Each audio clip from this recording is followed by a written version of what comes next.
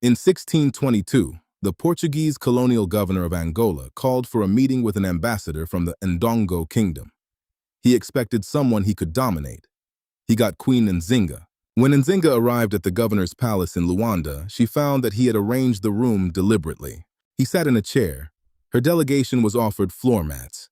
It was a colonial power move, designed to force her to kneel before him, to position her as a subject of Portugal before a single word was spoken.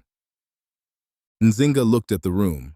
She looked at her attendants, and without hesitation, she gestured to one of them to kneel on all fours. She sat on his back, upright, eye level, equal.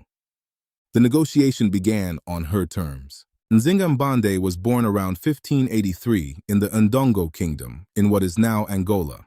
Her father, King Angola, recognized something in her early.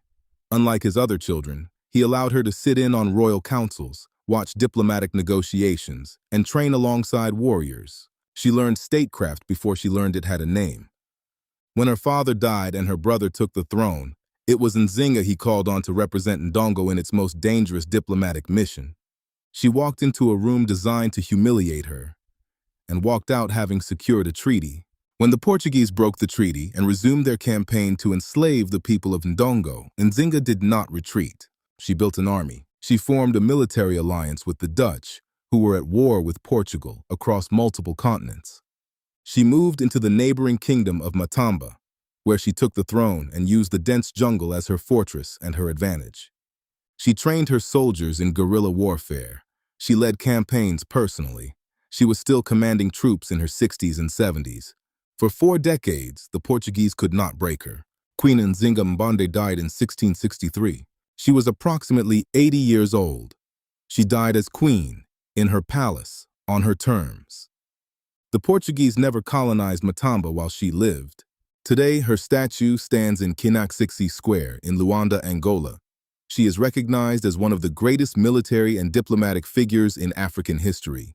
She is not a footnote. She is not a legend. She is the reason Angola remembers what sovereignty looks like. And if you carry her blood, even by history, even by diaspora, even by the simple fact that you are still here after everything they tried to do to erase you, then her story is your story.